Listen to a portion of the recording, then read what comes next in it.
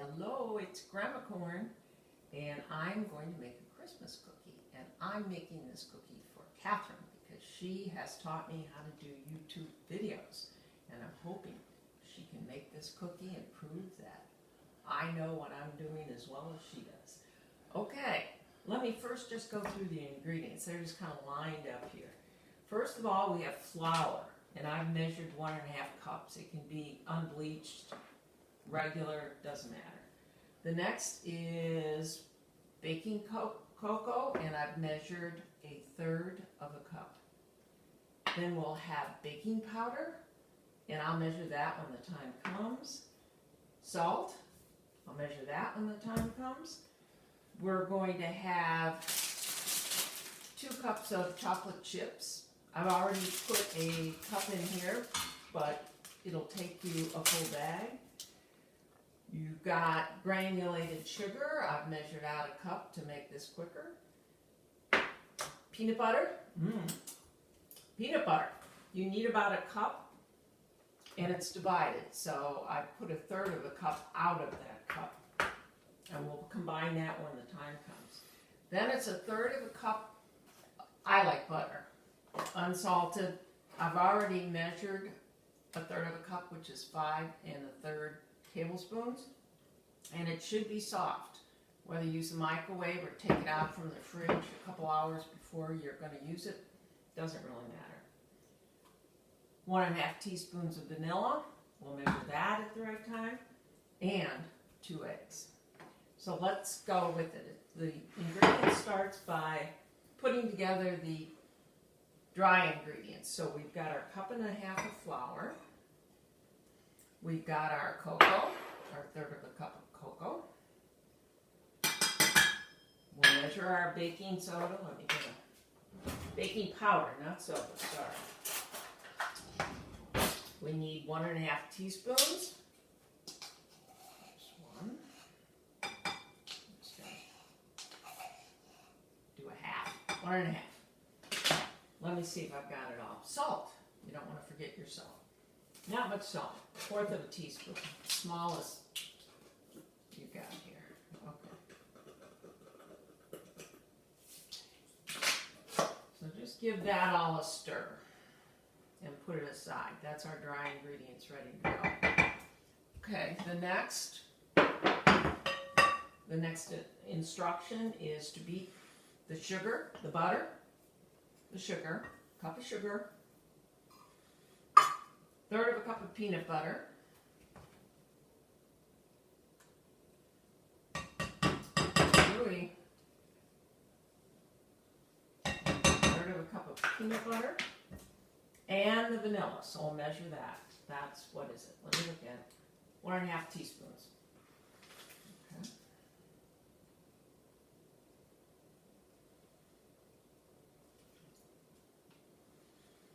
I should say that the instructions begin by having 1 cup of these chocolate chips, which you melt over very low heat. So I've already done that, so we don't have to stand around. But now let's get going. We're supposed to cream this. You could use a mixer if you want, but I figured I'd go the old-fashioned way. So you just get it all mixed up.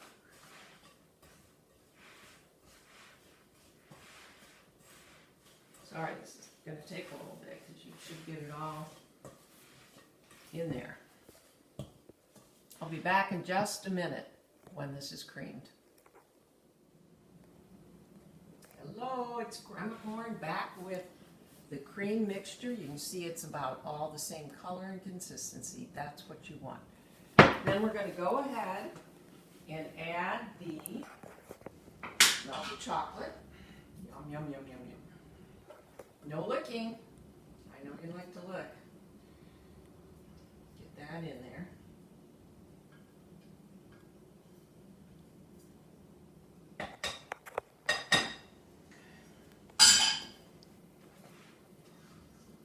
This should get easier now that you've added in the got a more liquidy thing.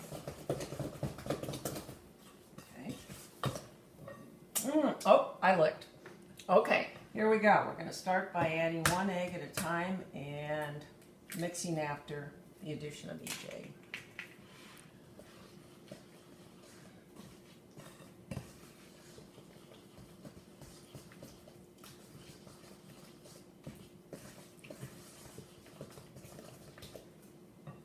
Egg number 2.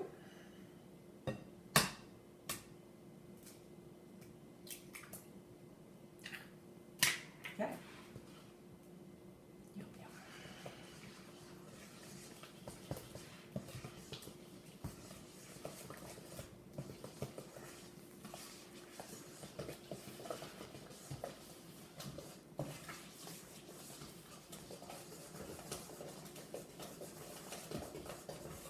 So, that's what it should look like.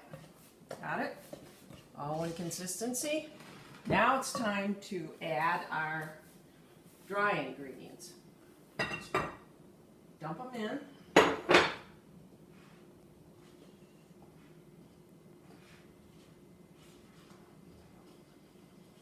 Shouldn't take as much.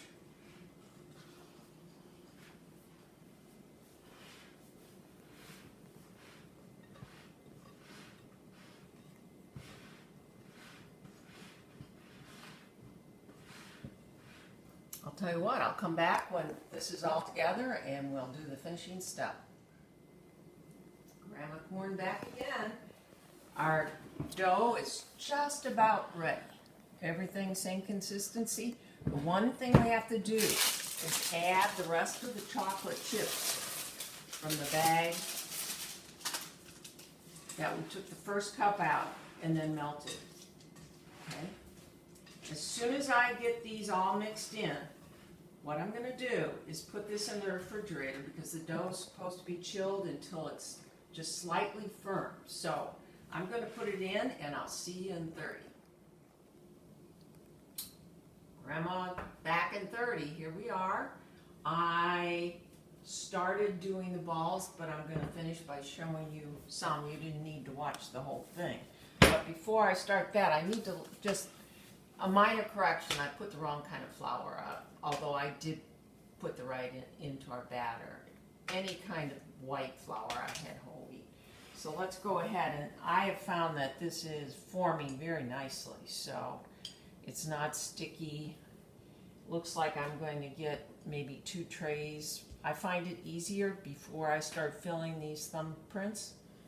I guess I didn't call what they are. They're called double chocolate peanut butter Thumbprints. Here we go. Try to get them around the same consistency. That way they'll cook about the same amount of time. It said it would make about 3½ dozen, and that's about what I'm getting. I mean, you could make them a little bigger, but then when you push in your thumb, they're going to get a little larger. Oh, perfect. Look at this. Just okay. There we go. Let's get this dirty pan out of the way. You can see how easy that was, and that was just 30 minutes in the... Oh, I forgot. I'm going to turn on the oven now at 350, okay, and let it preheat while we're filling. Bake. 350. Oh, 350. There we go. Okay, now, the way you fill these with peanut butter. So I have some in a smaller spoon, and I kept the peanut butter out just in case I need a little more peanut butter. But I'd go ahead and push your thumb down and in all of them, if you're going to do that. But for now, you got the idea, okay?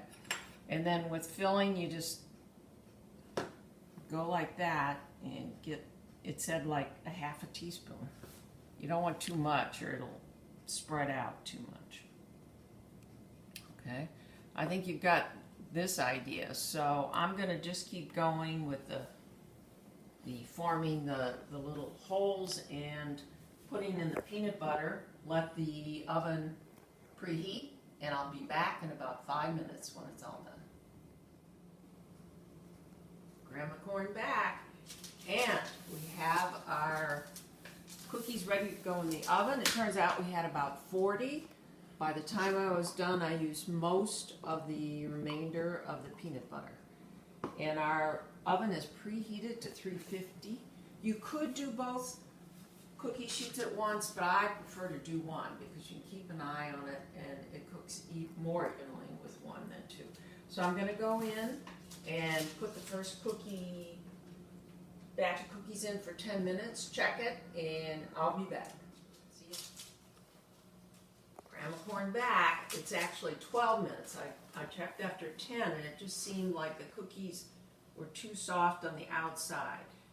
They should give a little resistance. It's difficult because of its color, but you don't want to overcook them. So I'd say do 10 to 12 minutes.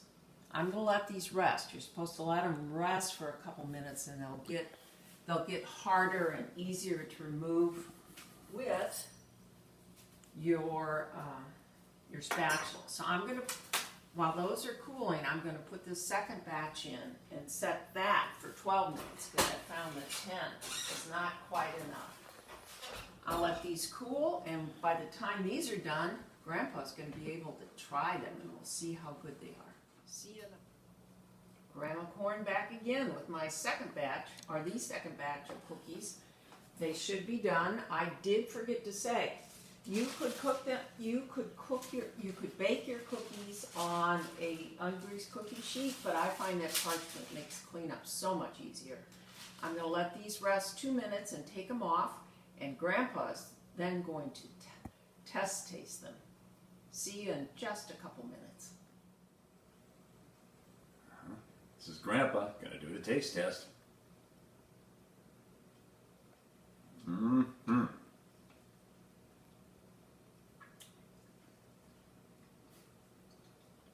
They passed the test. And stick to the roof of your mouth. I highly recommend you try these.